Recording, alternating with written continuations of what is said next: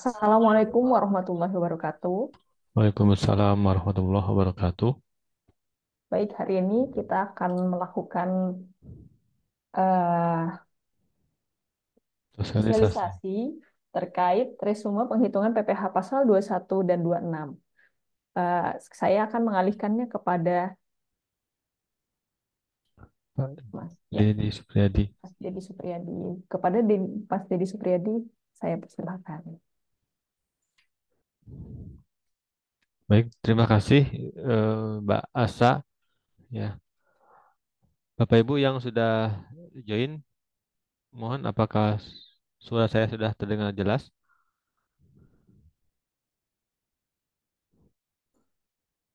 Sudah ya, sudah terdengar ya. Baik Bapak Ibu, saya ditemani dengan Mbak Asa. Pada kesempatan kali ini, KPP Madya Bogor menyelenggarakan sosialisasi mengenai PPh pasal 21 atau pasal 26. Dalam hal ini kita hanya mereview atas resume penghitungan PPh pasal 21 atau pasal 26. Saya izin share screen ya Bapak Ibu.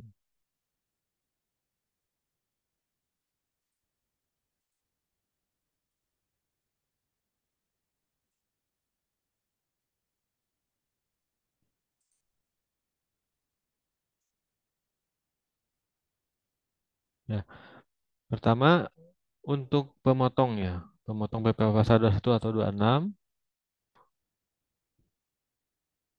yaitu pemberi kerja pertama, baik orang pribadi atau badan. Ya, biasanya badan sebagai pemberi kerja itu pemotong objek PPh pasal 21 atau pasal 26 terhadap karyawan atau pegawainya. Kemudian instansi pemerintah itu pemotong terhadap karyawan atau PNS dalam hal ini ya. Kemudian dana pensiun, BPJS, badan-badan lain itu terkait uang pensiun, tunjangan hari tua, dan pembayaran lainnya. Kemudian untuk OP atau badan juga atas honorarium atau pembayaran lain, kemudian penyelenggara kegiatan atas honorarium, hadiah atau penghargaan. Nah, sebagaimana kita ketahui pasal 21 dipotong atas penghasilan dari pekerjaan, jasa atau kegiatan yang diterima oleh perorangan ya. PPh pasal 21 dan apabila perorangan tersebut bukan WNI maka dipotong PPh pasal 26 ya. Kemudian untuk penerima penghasilan ada beberapa kriteria. Pertama, sebagai pegawai. Pegawai juga itu sebagai pegawai tetap atau pegawai tidak tetap. Ya, pegawai tetap dalam hal ini adalah pegawai yang menerima atau memperoleh penghasilan secara teratur, termasuk anggota Dewan Komisaris dan Dewan Pengawas.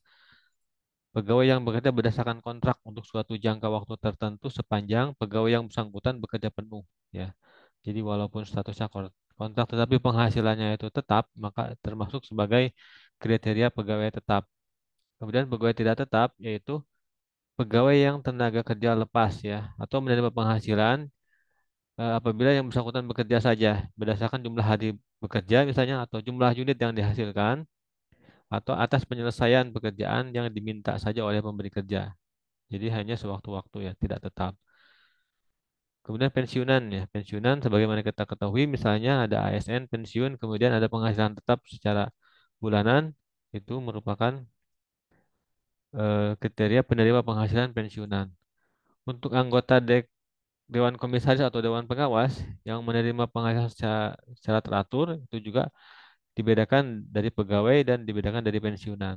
Kemudian atas memberi penghasilan yang mempekerjakan seseorang ya, tetapi dia termasuk bukan pegawai ya, bukan pegawai itu contohnya tenaga ahli ya, misalnya konsultan atas yang melakukan pekerjaan bebas, kemudian seniman, olahragawan, penasihat, pengajar, peneliti, penceramah, penyuluh dan moderator ya, pengarang, peneliti dan penerjemah, pemberi jasa dalam segala bidang, agen iklan, pengawas atau pengelola proyek, pembawa pesanan, pencari langganan atau yang menjadi perantara, agen asuransi dan distributor pemasaran berjenjang. Poin-poin ini adalah termasuk bukan pegawai ya. Jadi bukan pegawai tetap, bukan pegawai tidak tetap Jadi di luar perusahaan dalam hal ini contohnya. Kemudian peserta program pensiun yang masih berstatus pegawai. Ya, jadi ada juga kemungkinan bahwa sudah pensiun tapi kemudian berstatus pegawai. Peserta kegiatan. Nah, peserta kegiatannya dalam hal ada acara atau kegiatan, misalnya perlombaan dalam segala bidang, peserta rapat, konferensi, sidang, pertemuan atau kunjungan kerja, seminar, lokakarya atau semacamnya, peserta atau anggota suatu kepanitiaan sebagai penyelenggara kegiatan tertentu, atau peserta pendidikan, pelatihan, dan magang. Di dalam hal ini, peserta kegiatan artinya tidak aktif ya, peserta kegiatan. Kemudian mantan pegawai, ya, mantan pegawai juga termasuk salah satu penerima penghasilan. Untuk keterangan mengenai bukan pegawai, yaitu mengenai pekerjaan bebas atas tenaga ahli, itu dilakukan oleh orang pribadi yang mempunyai keahlian khusus ya sebagai usaha untuk memperoleh penghasilan yang tidak terikat suatu hubungan kerja. Ya, misalnya ada dokter, konsultan, notaris dan yang lainnya. Untuk bukan pegawai secara umum yaitu orang pribadi selain pegawai tetap ya tadi sudah disampaikan dan juga bukan pegawai tidak tetap. Ya. Jadi nanti kita bedakan masing-masing setiap ada pembayaran ya atau penerimaan penghasilan oleh orang-orang yang termasuk kriteria atau kategori ini, maka pengenaan PPh pasal 21-nya tentunya berbeda. Nah, contoh dari surat perjanjian kerja ini ada ditampilkan, misalnya surat perjanjian kerja ya, sudah jelas-jelas di sini mencantumkan periode waktu, kemudian ada juga sudah jelas di sini misalnya surat perjanjian kerja harian ya, kemudian juga ada juga surat perintah kerja misalnya untuk sewaktu-waktu, misalkan atas konsultan, bukan pegawai. Ya, jadi berdasarkan dokumen atau dasar eh, dokumen yang yang diadakan sebelum adanya penyerahan jasa atau pekerjaan oleh perorangan. Untuk subjek penerima penghasilan itu ada Bapak Ibu perlu ketahui juga yang bukan merupakan subjek penerima penghasilan ya. Nah, tadi kan disampaikan siapa saja penerima penghasilan yang dipotong pasal 21 atau pasal 26. Kemudian kita perlu sampaikan juga untuk yang sebenarnya bukan subjek penerima penghasilan yang dapat dipotong PPh 2126 yaitu atas pejabat perwakilan diplomat konsulat ya. Jadi untuk pejabat perwakilan diplomatik atau konsulat itu tidak termasuk yang dikenakan PPh pasal 2126.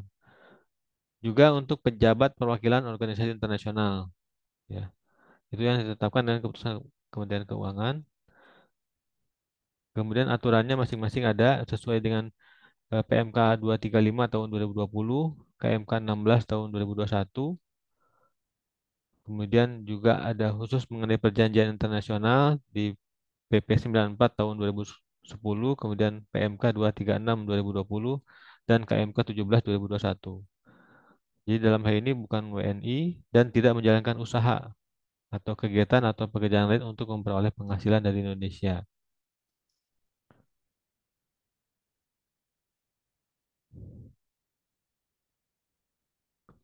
Untuk kriteria jenis-jenis penghasilan ya yang diterima oleh macam-macam penerima penghasilan yang dikenakan PPh pasal 21 yaitu untuk pegawai tetap atas gaji, tunjangan, penghasilan teratur lainnya, kemudian untuk bonus, THR, Jaspro, Tantim itu yang tidak teratur, kemudian imbalan sehubungan dengan kegiatan ya, misalnya ada kegiatan atau acara tertentu, kemudian iuran yang dibayar pemberi kerja kepada BPJS ya, yang ditanggung oleh perusahaan misalnya. Kemudian untuk premi asuransi yang dibayar oleh pemberi kerja. Untuk pegawai tidak tetap itu istilahnya adalah adanya penghasilan berupa upah harian, upah mingguan, upah borongan atau upah yang dibayar secara bulanan. Ya. Untuk pensiunan tentunya ada uang pensiun atau imbalan sejenis. Untuk anggota Dewan Komisaris atau Dewan Pengawas itu istilahnya adalah imbalan yang diterima atau diperoleh secara tidak teratur. Ya. Kemudian untuk bukan pegawai, ya bukan pegawai itu biasanya disebut dengan honorarium, komisi, fee, atau imbalan sejenis. Untuk peserta program pensiun yang masih berstatus pegawai, yaitu misalnya uang manfaat pensiun atau penghasilan sejenis yang diambil sebagian oleh peserta program pensiun. Untuk peserta kegiatan, ya, misalnya ada seseorang mengikuti kegiatan di tempat atau acara, itu misalkan mendapatkan uang saku, uang representasi, uang rapat, uang honorarium, hadiah atau penghargaan, imbalan sejenis ya untuk kehadirannya misalnya. Kemudian untuk mantan pegawai, ya mantan pegawai misalnya atas jasa produksinya, atas tantim, atas bonus, atas gratifikasinya, itu yang diperoleh oleh mantan pegawai. Jadi mungkin istilah-istilah ini sudah familiar ya, jadi disesuaikan dengan siapakah penerimanya dan apa penghasilan yang diterima oleh masing-masing penerima tersebut. Apabila dalam mata uang asing yang diterimanya, maka didasarkan pada nilai kurs yang berlaku pada saat pembayaran atau saat terutangnya penghasilan, misalnya dicatat oleh perusahaan sebagai pengeluaran atau biaya perusahaan, itulah saat penentuan kurs mata uang asingnya.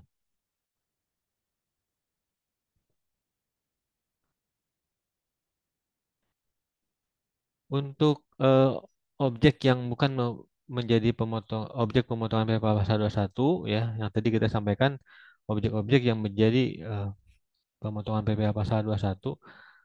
Sekarang kita sampaikan mengenai objek yang bukan menjadi eh, pemotongan PPh pasal 21 ya.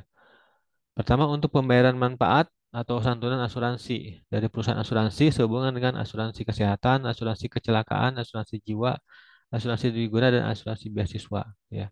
Itu bukan merupakan objek PPh pasal 21 ya. Kemudian penggantian atau imbalan sehubungan dengan pekerjaan atau jasa yang diterima atau diperoleh dalam bentuk natura ya. Tapi kemudian ada PMK 66 tahun 2023 bahwa ada objek natura yang akan menjadi PPh pasal 21 sekaligus menjadi eh, mendapat dapat dibiayakan secara penghitungan PPh badannya.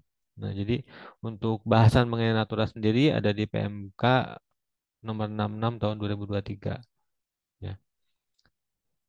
Itu yang dikecualikan ya maksudnya yang menjadi objek pasal 21 sesuai PMK tersebut. Kemudian iuran terkait program pensiun dan hari tua yang dibayarkan kepada dana pensiun yang pendiriannya telah disahkan oleh menteri atau telah mendapatkan izin dari otoritas jasa keuangan, badan penyelenggara jaminan sosial tenaga kerja atau badan penyelenggara tunjangan hari tua. Jadi untuk iuran-iuran tersebut itu bukan merupakan objek pasal 21. Kemudian yang dibayarkan oleh pemberi kerja terkait bantuan, sumbangan, zakat, infak, sedekah, dan sumbangan keagamaan yang sifatnya wajib ya bagi pemeluk agama yang diakui di Indonesia yang diterima oleh orang pribadi yang berhak sepanjang tidak ada hubungan dengan usaha atau pekerjaan di antara pihak-pihak yang bersangkutan. Jadi apabila tidak ada hubungan antara perusahaan dengan pegawai terkait dengan usaha atau eh, pekerjaan atas bantuan, sumbangan, dan sebagainya tersebut bukan merupakan objek PPh pasal 21 atau pasal 26. Untuk beasiswa juga itu bukan merupakan objek PPh pasal 21 ya, yang memenuhi persyaratan sebagaimana eh, diatur dalam Undang-Undang PPh. Untuk bagian laba yang diberikan kepada anggota persekutuan, firma, atau perseroan komanditer yang modalnya tidak terbagi atas saham. Jadi selain PT, misalnya ada CP, ada firma, itu merupakan kumpulan orang ya. Jadi bagian labanya itu bukan merupakan objek PPh pasal 21. Kemudian PPh yang ditanggung oleh pemerintah. Ya, jadi apabila ada penghasilan berupa PPh yang ditanggung oleh pemerintah itu tidak lagi menjadi objek PPh pasal 21.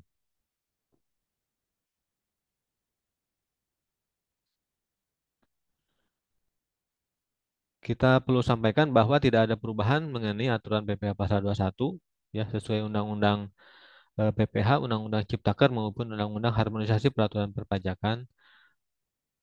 Yang berbeda mungkin ada perubahan di lapisan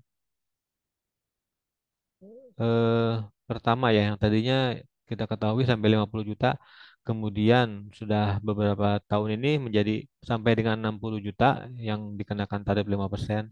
Di atas 60 juta sampai dengan 250 juta itu dikenakan tarif 15%. Di atas 250 jutanya hingga 500 juta itu 25%. Di atas 500 juta hingga 5 miliar 30%. Dan di atas 5 miliar 35%. Ini adalah penghasilan kena pajak yang dihitung dari penghasilan eh, penghasilan eh, ya penghasilan setahun atau dalam hal ini kan sudah ada TER jadi penghasilan setahun kemudian dikurangi PTKP ya jadi menjadi penghasilan kena pajak ya. Nanti kita sampaikan contoh untuk perhitungan setahunnya karena di masa akhir itu harus dihitung dengan tarif pasal 17 ayat 1 Undang-Undang PPH ini. Nah, untuk pengenaan per masanya ya sejak tahun 2024 dengan adanya PMK ya 168 tahun 2023 berlaku tarif efektif rata-rata setiap masa untuk pegawai tetap terbagi dari TER A, TER B, dan TER C. Ya. TER A itu sendiri kategorinya adalah PTKP dengan TK0, TK1, dan K0. Untuk TER B, TK2, dan K1, TK3, dan K2. Ya, untuk PTKP yang 63 juta dan 67 juta, 67,5 juta. Dan TER C untuk PTKP K3 atau 72 juta. Nah, ini semua tarifnya berdasarkan Peraturan Pemerintah Nomor 58 Tahun 2023. Jadi ada daftar tarif efektif rata-rata merupakan lampiran peraturan pemerintah tersebut. Kemudian tarif efektif harian apabila atas pegawai tidak tetap dibayarkan secara harian. Ya. Apabila sampai dengan 450.000 itu tidak dikenakan pajak, artinya TER-nya berlaku adalah 0%. Kemudian untuk hariannya itu di atas 450.000 hingga 2,5 juta, maka TER-nya adalah 0,5%. Apabila di atas 2,5 juta, itu tidak berlaku TER, melainkan tarif tarif pasal 17 dikali 50%. Nah, ini yang merupakan daftar TER sesuai lampiran PP 58 tahun 2023. Jadi menyesuaikan dengan penghasilan bruto masing-masing penerima penghasilan. Misalnya saja kita contohkan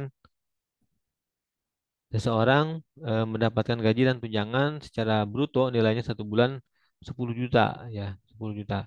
Apabila dia PTKP-nya TK0 ya, tidak ada tanggungan, maka pengenaan tarifnya adalah langsung 2% ya, bagaimana ditunjukkan. Yang dilihat adalah penghasilan bruto ya. Semua penghasilan bruto digabung dalam satu masa tersebut, 1 bulan berapa, itu merupakan eh, variabel untuk pengenaan TER-nya. Jadi ada dua, pertama PTKP yang ditentukan tiap awal tahun ya. Kemudian yang berubah-ubah tiap bulan adalah penghasilan brutonya. Penghasilan bruto berapa, itu pengenaan TER-nya langsung mengikuti. Apabila juga misalnya di bulan berikutnya, bulan lain yang bersangkutan mendapatkan penghasilan bruto 13 juta misalnya, maka TER-nya adalah 5%. Itu menyesuaikan dengan PTKP-nya. Misalnya PTKP-nya K2 ya. K2 kemudian penghasilan brutonya 25 juta ya. Atas K2 tersebut untuk penghasilan di bulan dia mendapatkan bruto sebulan 25 juta maka adalah dengan TER 9%. Jadi eh, pesan yang disampaikan melalui PMK 168 2024 2023 ini adalah simplikasi ya Bapak Ibu. Simplikasi secara perhitungan bahwa pegawai atau penerima penghasilan itu bisa langsung mengetahui nilai PPh-nya. Tinggal melihat lampiran TER, kemudian yang bersangkutan tahu PTKP-nya berapa, ya, maka langsung bisa diketahui nilai PPh yang dipotong oleh pemberi kerja. Jadi simple untuk penghitungan, ya, semua bisa langsung menghitung PPh pasal 21-nya. Demikian juga apabila yang bersangkutan misalnya pegawai tetap mendapatkan gaji atau tunjangan ya sebulan itu 30 31 juta atau 32 juta, maka tarifnya adalah 12% ya penghasilan brutonya. Itu apabila yang bersangkutan PTKP-nya K3.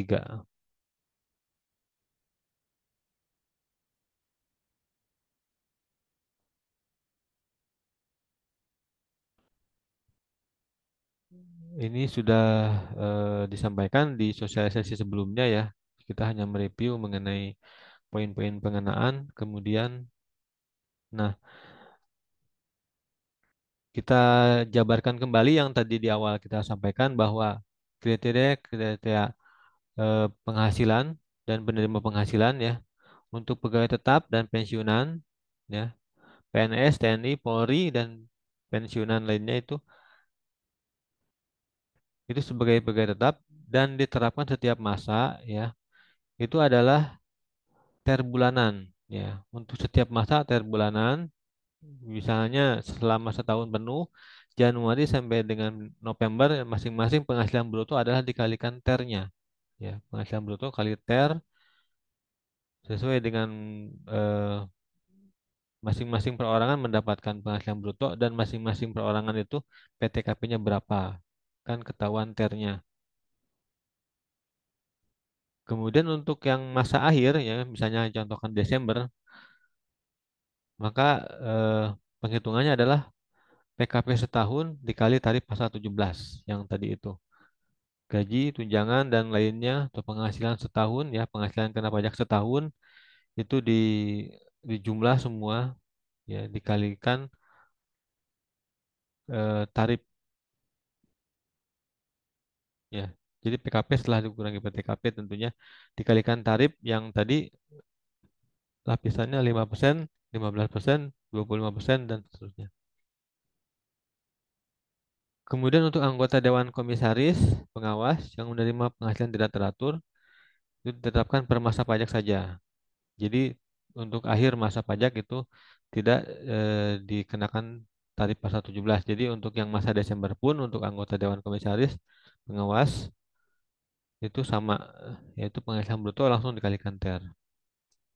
Oh ya tadi untuk yang pegawai tetap baik itu sebagai pensiunan juga.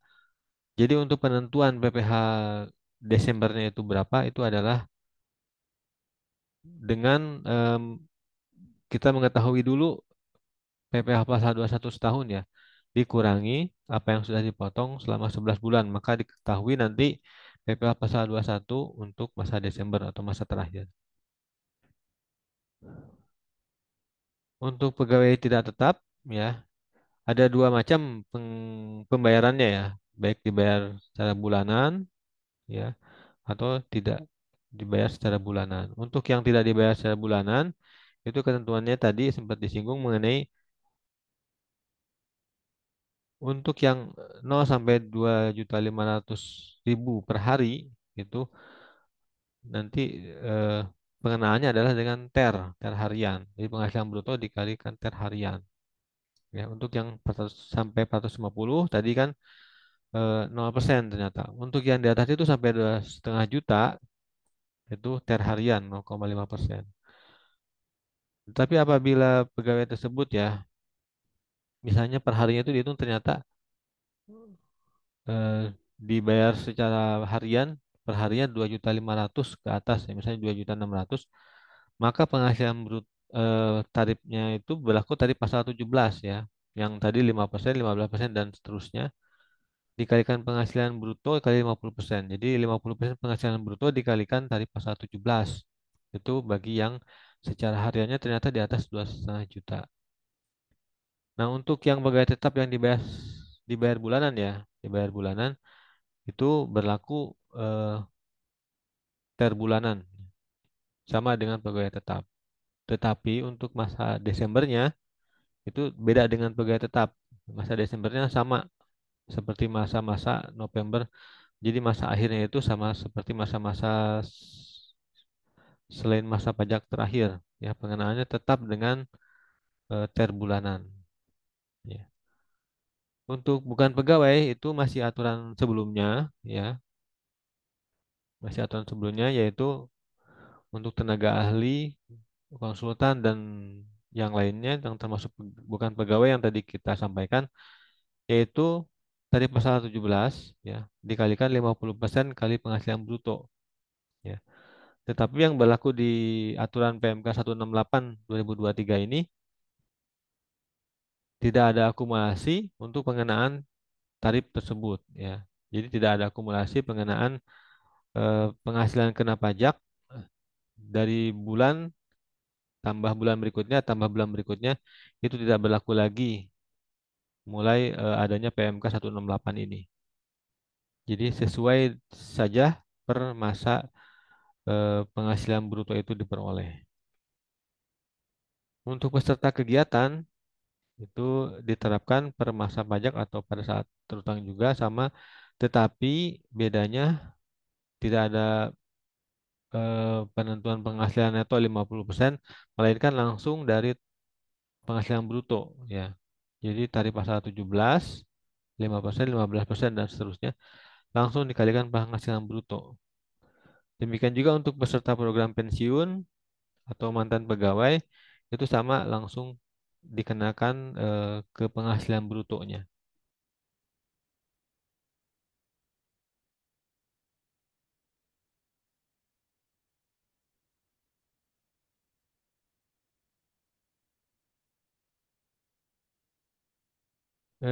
Untuk poin-poin ini kita sudah sampaikan pada sosialisasi di awal mengenai PMK 168 ya.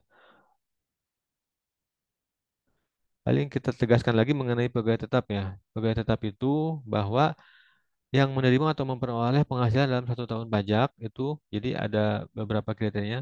Ada juga pegawai yang kewajiban subjektifnya itu sudah ada sejak awal tahun kalender tetapi baru bekerja pada pertengahan tahun misalnya ya. Kemudian pegawai tetap juga ada yang eh, dimulai setelah awal tahun pajak dan mulai bekerja pada tahun berjalan. Kemudian pegawai tetap yang masih memiliki kewajiban pajak subjektif tapi bekerja berhenti pada tahun berjalan. Kemudian ada juga pegawai yang berhenti bekerja pada tahun berjalan dan sekaligus kehilangan kewajiban pajak subjektif. Kemudian ada pegawai yang menerima atau memperoleh seluruh terima atau dalam mata uang asing ya. Kemudian ada juga yang seluruh atau sebagian eh, itu ditanggung oleh pemberi kerja, jadi gross up ya. Kemudian pegawai yang menerima atau memperoleh tunjangan pajak dan kemudian eh, mengenai penghasilan dalam bentuk natural atau kenikmatan.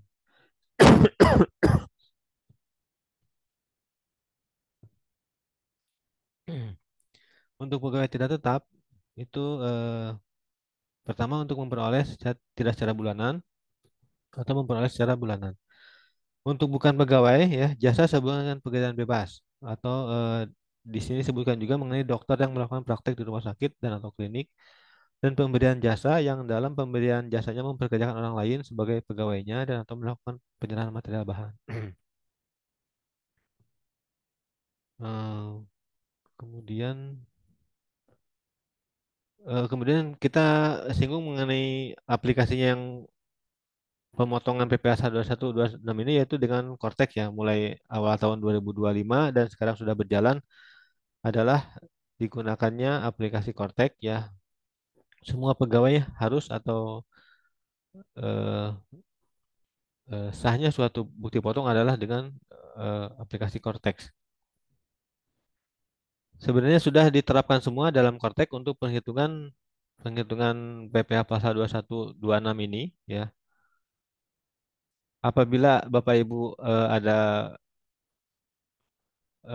misalnya pertanyaan mengenai tarifnya ya. Di Cortex itu tercantum misalnya ya, dihitung PPh pasal 21 atau penghasilan tetap pegawai itu muncul tarif misalnya 15% di bawahnya. Nah, memang secara konteks itu tidak ditampilkan semua lapisan tarifnya ya, 5%, 15% hingga eh, selanjutnya. Itu yang tertampil adalah tarif yang lapisan teratas ya, sesuai penghasilan brutonya. Seperti itu. Jadi tidak maksudnya secara perhitungan itu adalah tidak salah, tetapi hanya memuncul tarif teratas atas penghasilan tersebut ya. Jadi tidak ditampilkan tarif-tarif yang sebelumnya.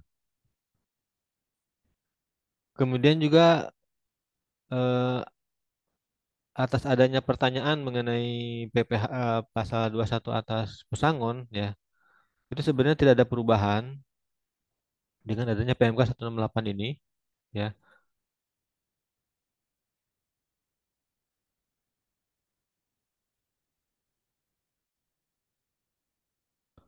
Ya, sedikit saya sampaikan mengenai mengenai pesangon ya. Nah,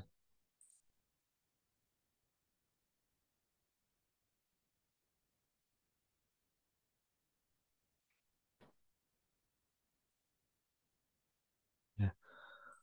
Kita perlu sampaikan mengenai PPh pesangon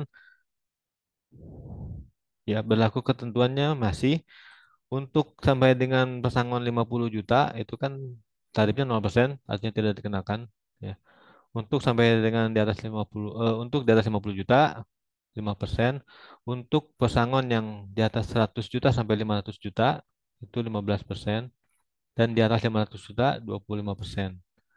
Kita contohkan misalnya seseorang mendapatkan pesangon atas berhentinya dari pekerjaan suatu perusahaan, diperoleh pesangon 3 miliar misalnya. Nah, itu penentuan tarifnya atas sampai dengan 50 juta itu tidak dikenakan BPH, di atas 50 juta sampai 100 juta ya, itu atasnya atas 50 jutanya dikalikan 5%, kemudian atas 100 jutanya sampai 500 juta yaitu 400 jutanya ya. Ya, di atas 100 sampai 500 juta yaitu 400 jutanya dikenakan 15%, kemudian sisanya yaitu dikenakan tarif 25%. Jadi tadi sudah sampai 500 juta sampai dengan tarif 15%. Kemudian dari 3 miliar itu sisa 2 miliar 500 juta itu dikenakan tarif 25%. Ya. Sehingga diketahui nilai PPh-nya masing-masing dikalikan ya, 5% atas 50 juta, 15% atas 400 juta, 25% atas 2 miliar 500 juta. Sehingga PPh pasal 21 adalah 687 juta 500 ribu rupiah.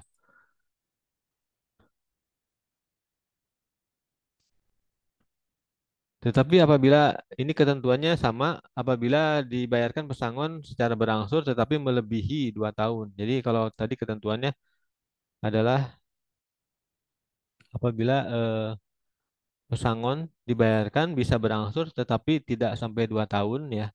Itu ketentuannya adalah sesuai perhitungan yang tadi. Jadi eh, batasan 50 juta, 100 hingga 500 dan di atas 500 dan tarif berlaku eh, sampai 25%. Nah, kalau pegawai tersebut setelah 2 tahun memperoleh pesangon ya, itu tidak berlaku ketentuan tersebut melainkan ketentuan PPh sebagai pegawai tetap jadinya atau PPh umumnya. Kalau kita contohkan misalnya yang tadi itu 3 miliar pesangonnya tetapi dibayarkan setelah 2 tahun, maka tarifnya tentunya berlaku sehingga PPh-nya lebih besar. Yang tarif berlaku yang tarif pasal 17 ya Bapak Ibu, yang sampai dengan 60 juta 5%, di atas 60 sampai 250 15%, di atas 250 sampai 500 25%, di atas 500 sampai 5 miliar 30%, dan di atas 5 miliar eh, 5%, 35%. Ya. Jadi ketentuannya sama dan kemungkinan besar kebanyakan mungkin pesangon pasti di bawah 2 tahun atau mungkin malah lebih banyak sekaligus dibayarkan.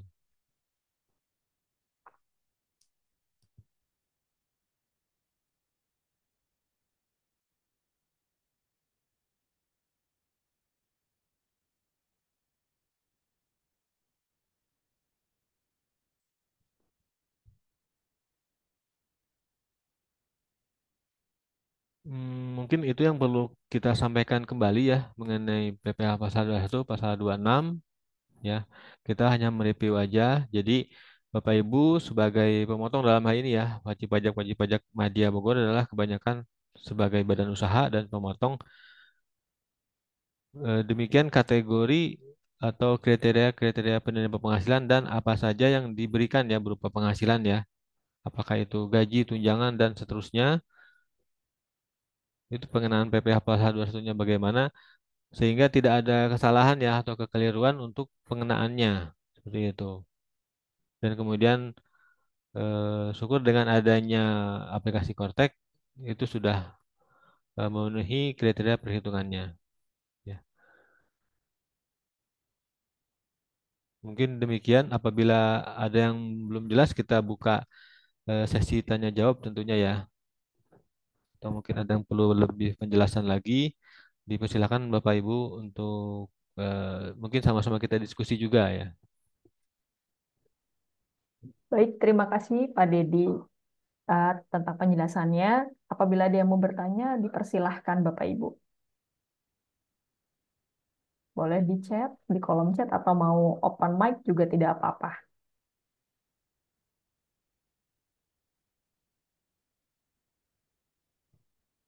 Baik, ada yang mau bertanya?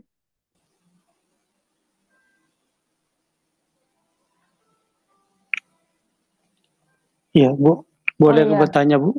boleh, Mangga. Silakan Pak Joko Iya, Widodo, iya. pertanyaannya.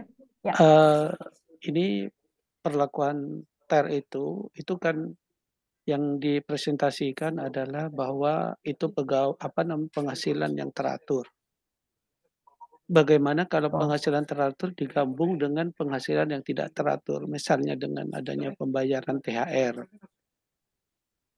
Baik, Mestinya kalau sudah ditambahkan penghasilan teratur ditambah penghasilan tidak teratur, otomatis TER-nya akan masuk ke tarif yang akan lebih tinggi.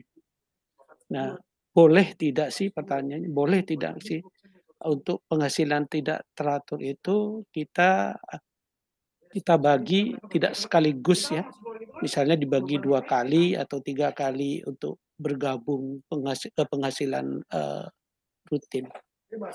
Itu aja mungkin Bu. oke. Baik, terima kasih Pak Joko Widodo untuk pertanyaannya. Mas Dedi boleh silahkan dijawab. Hmm. Iya, kita berdasarkan di awal tadi ya disampaikan mengenai dasarnya ya. Jadi perjanjian kerja dengan pegawai itu sebagai apa nih? Kalau memang sebagai pegawai tetap ya, bahwa pegawai tersebut pegawai tetap, ini yang kita hitung adalah penghasilan brutonya. Dan di ketentuannya PMK-nya dan di PP-nya juga menyebutkan penghasilan bruto dalam suatu masa atau bulan tertentu yang diperoleh penerima penghasilan. Seperti itu, Bapak. Jadi statusnya itu atau kriterianya itu termasuk pegawai tetap eh, tentunya tidak terpisahkan penghasilannya. Ya, kecuali kalau yang bersangkutan bekerja di tempat lain sebagai bukan pegawai atau mungkin sebagai pegawai lain itu berbeda lagi. Jadi kalau ini kaitannya adalah antara pemberi kerja atau pemberi penghasilan dengan penerima penghasilan itu eh, perjanjiannya seperti apa, nah, atau status penerima penghasilan sebagai apa, itu pengenaan PPh pasal 21-nya sesuai PMK tersebut itu menyesuaikan. Tidak Ya, berlaku tidak berlaku satu penerima penghasilan mendapatkan eh, dua macam kriteria pemotongan seperti itu. iya betul Pak. Maksud saya begini Pak, karena biasanya kalau misal katakanlah seseorang itu mempunyai itu enggak pegawai tetap ya. Misalkan seseorang itu mempunyai penghasilan tanda kutip itu UMR atau UMP. Kemudian karena dia mendapatkan THR dengan nilai yang sama, otomatis yang tadinya tidak dikenakan pajak karena di bawah PTKP, tapi kalau pada bulan itu kemudian ditambahkan, otomatis dia nanti akan masuk ke wilayah di atas PTKP pada masa tertentu itu. Nah ini setelah disetahunkan, karena masih menggunakan digabung, otomatis nanti akhir tahun kelebihan bayar gitu loh Pak. Nah, makanya saya bilang boleh tidak sih misalnya asal tidak tidak melebihi dari tahun pajak, kita di-share supaya dia nanti akhir tahunnya tidak lebih bayar gitu. Misalnya tadi dapat 4,5 juta misalnya, kita bagi 2 nih, dia artinya 2.250.000 ditambah gaji di bulan itu, kemudian bulan berikutnya gaji yang tetap itu ditambah 4,250. Sehingga nanti akhirnya setelah disetahunkan pun tidak tampak kelebihan bayar pajak tahunannya. Ya, untuk pengenaannya memang ini aturan yang berlaku ini sesuai Undang-Undang PPH, Bapak. Jadi di PMK juga di pasal 5 dan pasal 6 ini disebutkan untuk pengenaannya itu PPH itu atas saat pembayaran penghasilan atau saat terutangnya penghasilan ya. Jadi misalnya bukan di masa itu ya, itu kan misalnya dikenakan hanya di akhir tahun misalnya. Sedangkan pembayaran atau saat terutangnya penghasilan diterima oleh penerima penghasilan itu misalnya Bulanan. di tengah tahun, tentunya di masa tengah tahun tersebut pengenaannya. Jadi memang tarifnya untuk itu karena penghasilan bruto naik, tarifnya juga naik seperti itu. Betul. Iya. Oke, baik Pak Didi. Terakhir Pak Didi, kalau profesi seorang dokter, apakah ada perbedaan antara dokter swasta dengan dokter negeri atau mungkin puskesmas atau mungkin apa namanya dia pegawai negeri lah ya, tapi dia status dokter. Apakah tarif yang 50% itu berbeda Pak Dedi? Terima kasih. Yang tarif berapa, Pak? Untuk dokter, kalau Berbeda dia tarif di mana maksudnya? yang untuk pengalinya 50% itu loh Pak. Jadi Oh, kalau penghasilan seorang ya. dokter, misalnya dia punya penghasilan dalam 1 bulan misalkan 50 juta, untuk dikenakan pajaknya itu pasti dikalikan 50% dulu baru dikalikan tarif yang berlaku. Nah, apakah peraturan itu sama dengan katakanlah dokter yang berstatus pegawai negeri? Misalnya puskesmas misalnya atau RSUD misalnya. Ya kalau untuk pengenaan pengenaan dia sebagai pegawai tetap ya penghitungannya tentunya dengan pegawai tetap Pak. Di masa-masa Ya. sebelum akhir itu kan dengan TER. Kemudian di masa akhir dengan tarif pasal 17. Nah, itu sebagai pegawai tetap. Misalnya dia sebagai tenaga ahli dalam hal ini ya, tenaga ahli Iya. atau terkait dengan jasa keahlian dia di rumah sakit yang bersangkutan juga ya, itu itu tentunya jadinya statusnya sebagai bukan pegawai dan pengenaannya adalah dari pasal 50%. 17 50% dari penghasilan bruto. Nah, Betul. menyambung dengan pertanyaan pertama tadi Pak, jadi untuk bedanya pegawai tersebut ya itu terkait gak dengan penghasilan sebagai pegawai tetapnya gitu. Ya, kalau untuk misalnya THR atau bonus dan semacamnya itu terkait dengan pekerjaan bulanannya atau pekerjaan sebagai pegawai tetapnya itu memang jadinya dikenakan tarif bulanan di jumlah penghasilan bruto seluruhnya dikenakan tarif yang mungkin jadi lebih tinggi karena ada penghasilan bruto lebih tinggi. Beda dengan kalau dokter atas fee atau honorarium ya terkait dengan jasa keahliannya itu atau mungkin konsultan ya selain dokter itu statusnya sebagai bukan pegawai dalam hal ini penghasilannya itu bukan termasuk kriteria penghasilan tetapnya dia gitu makanya tarifnya maksudnya dalam hal ini teknisnya adalah dibuatkan bukti potong lain untuk eh, penerimaan penghasilan yang bukan pegawai tersebut ya terkait jasa atau keahliannya gitu yang dikenakan tarif yang 5% misalnya kali 50% dari bruto. Seperti itu, Pak. Nah, kalau yang khusus RSUD gitu Pak, apakah itu termasuk kena 50% juga? Ya, tergantung penerima penghasilannya, statusnya di RSUD sebagai pegawai Oke, tetap, itu kan oke, oke, nanti oke. pemotongnya kan RSUD ya. RSUD Mm-mm, sama sih pemotongannya, cuma beda di bukti potong 1721A2 kan. mm-mm. Untuk pemotongannya sama sesuai dengan gaji dari APBD ya. Kemudian eh, itu sebagai pegawai tetapnya. Apabila dokter tersebut di rumah sakit terus itu juga termasuk misalnya dokter dokter panggilan atau eh, terkait jasa keahliannya itu beda lagi pemotongannya yang sebagai dia bukan pegawai. Berbeda juga misalnya dia merangkap di pegawai tetap lainnya di rumah sakit swasta. Itu nanti dia dapat bukti potong 1721 tapi A1 karena dari swasta. Ya, seperti itu. Jadi sesuai dengan kriteria jenis penghasilan yang diterimanya gitu, Pak. Baik, baik. Terima kasih Pak Didi sama Baik, Ibu Pak. Sama-sama. Yuasa. Baik, Pak Joko Widodo sudah terjawab ya, Pak ya? Ya, terima kasih banyak. Ya, terima kasih. Baik, Mas Dedi, ini ada pertanyaan di kolom chat dari Pak Hadid Noval ya. Jika pesangon dibayarkan selama 2 tahun, pada saat tahun kedua, apakah kumulatif dari tahun pertama atau teriset di tahun kedua, Pak?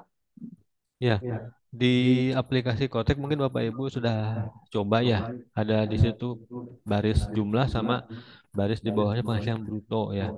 Itu mengakomodir untuk beberapa kali pembayaran selama dalam 2 tahun pesangon tersebut gitu. Itu adalah akumulatif. Jadi makanya angsuran pertama mungkin jumlahnya di atas nol karena dikenakan atas penghasilan bruto aja kan gitu. Nanti Bapak Ibu bisa cek di Korteknya. Kemudian penghasilan angsuran kedua itu diisikan jumlah yang sudah dibayarkan di angsuran pertama di bawahnya untuk pembayaran yang angsuran kedua. Nah, itu bisa dihitung kita juga sudah cek secara manual atau di Excel itu sama perhitungannya jadi akumulasi sampai dengan 2 tahun tersebut pesangon dibayarkan ya. Jadi sudah benar untuk di korteksnya.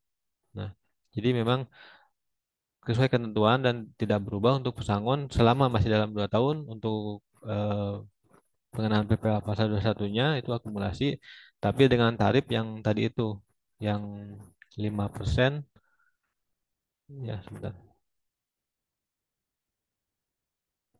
ya 5% mulai dari di atas 50 juta kemudian di atas 100 sampai 500 itu 15% dan di atas 500 juta 25%.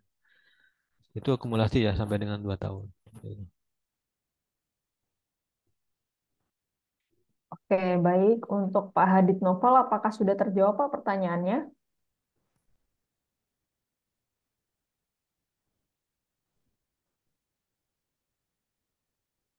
Pak Hadid Noval, apakah masih sudah baik?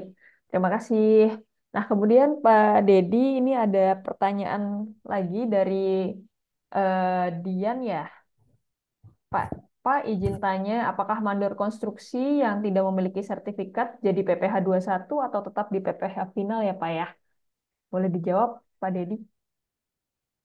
Ya, kalau bicara PPh 2126 ya sesuai PMK-nya kan atas penghasilan yang terima sehubungan dengan ya pekerjaan, jasa atau kegiatan yang dilakukan oleh orang pribadi ya. Kalau untuk jasa konstruksi memang pengenanya adalah PPh final pasal 4 ayat 2 ya. Terus kemudian ada sertifikat mana untuk jasa konstruksinya. Jadi nanti disesuaikan saja atau sesuai kontraknya saja bahwa yang diberikan itu berupa jasa pekerjaan atau kegiatan perorangan ya ataukah hanya terkait jasa konstruksinya saja seperti itu. Baik, untuk Pak Dian atau Ibu Dian sudah terjawab pertanyaannya?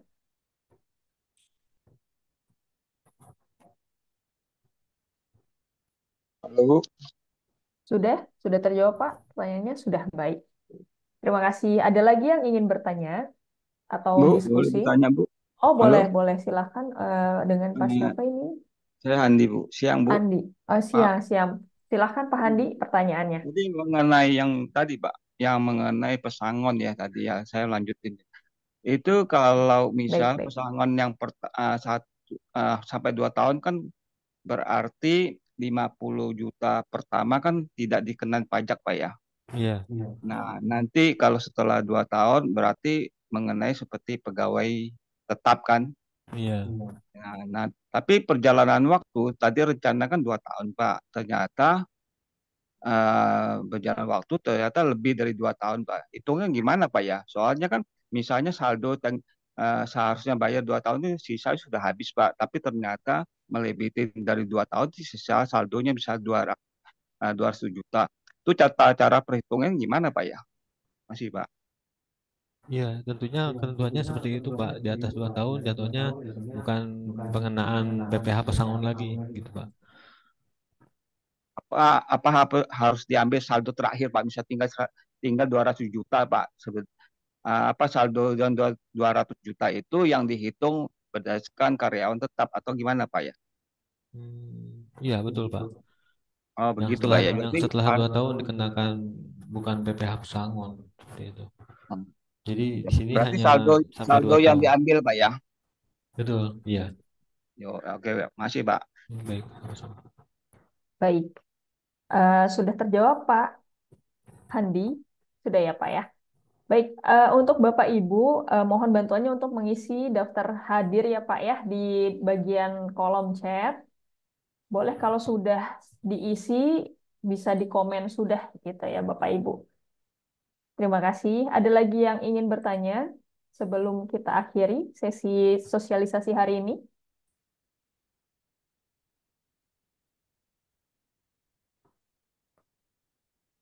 Baik, untuk itu boleh diisi dulu ya Bapak Ibu untuk daftar hadirnya pada link di kolom chat. Mohon bantuannya untuk diisi ya Bapak Ibu. Kalau sudah boleh di komen aja sudah gitu atau oke saya terang. Gitu Bapak Ibu.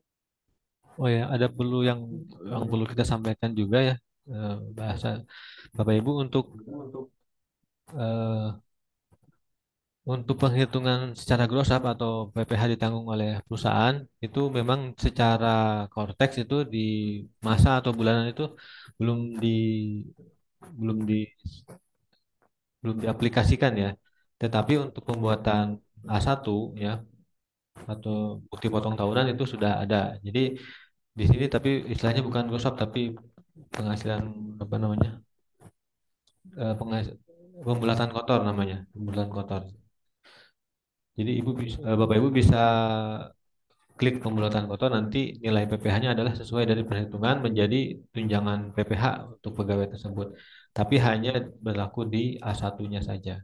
Nah, kemudian tentunya untuk tiap bulanan itu secara perhitungan atau catatan sendiri dari perusahaan bahwa PPh 21-nya ditanggung oleh perusahaan. Kemudian nanti di akhir masa atau akhir tahun dibuatkan A1. Nah, di A1-nya baru dibuatkan secara gross up ya. Yaitu untuk metode gross up di aplikasi Cortex. Kemudian yang tadi itu kita sampaikan lagi untuk yang tarif tertampil di Cortex adalah tarif akhir ya. Misalnya pengenaan bruto berapa, tarif ternya, maaf tarif lapisan pasal 17-nya itu adalah sesuai dengan penghasilan kena pajak yang terakhir, makanya misalnya muncul 15% itu kemungkinan kan di atas 250 juta maka muncul 15%, kemudian tarif-tarif yang sebelumnya tidak muncul, jadi tidak ada baris untuk lapisan tarif di bawahnya. Ya, seperti itu. Tapi secara perhitungan kita sudah coba di sini juga sudah sesuai dengan ketentuan. Seperti itu. Kemudian apabila Bapak Ibu masih ada yang apa namanya perlu dikonsultasikan atau ditanyakan mengenai aplikasi Cortex untuk PPh pada 21 ini tentunya bisa datang atau tanyakan ke WA chat konsultasi ya Bapak Ibu mengenai pengenaan PP pasal 21 di Cortex tentunya.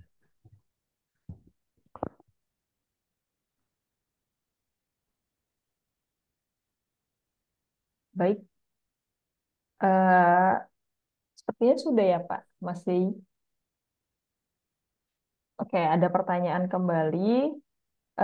Untuk ditanggung oleh perusahaan penghitungan di Cortex tadi apa tuh Pak? Kotor itu Ya, pembulatan penghasilan. kotor. Jadi Hmm. di A1 ya. Ya. Kalau bicara A1, kita kita nggak lihat ini di masa Desember aja. Pertama itu. Jadi kalau misalnya kita perlu tegaskan lagi, A1 itu dibuat saat masa akhir pegawai yang bersangkutan misalnya resign ya atau pindah kerja atau bagaimana di suatu perusahaan di mana masa tersebut berakhir ya, maksudnya masa tersebut terakhir pegawai tersebut bekerja itu dibuatkan A1 dan tidak dibuatkan bukti potong bulanan ya, cukup dibuat A1. Jadi makanya dibilang masa akhir. Di masa akhir tersebut namanya A1, 1721 A1 itu baru ada gross up, pembulatan kotor ya.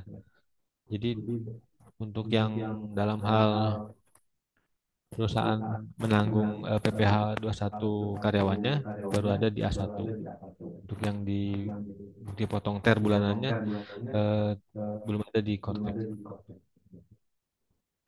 Baik. Ibu Bulan sudah terjawab ya Bu ya. Gitu. Untuk lebih lanjutnya bisa ditanyakan kepada konsultasi tadi ya Pak ya. WA konsultasi Ya, KPP Madya Bogor. Gitu. Untuk kelas hari ini mungkin kita cukupkan ya Pak ya. baik. Nanti kita ada kelas lain ya. Nanti kita share juga untuk jadwalnya dan temanya. Seperti itu. Baik, Bapak Ibu terima kasih yang sudah hadir dan mengisi daftar hadir hari ini. Untuk hari ini sosialisasi tentang penghitungan PPh satu atau PPh enam dicukupkan sampai sini. Untuk kurang lebihnya kami mohon maaf. Terima kasih. Wassalamualaikum warahmatullahi wabarakatuh. Terima kasih, terima kasih.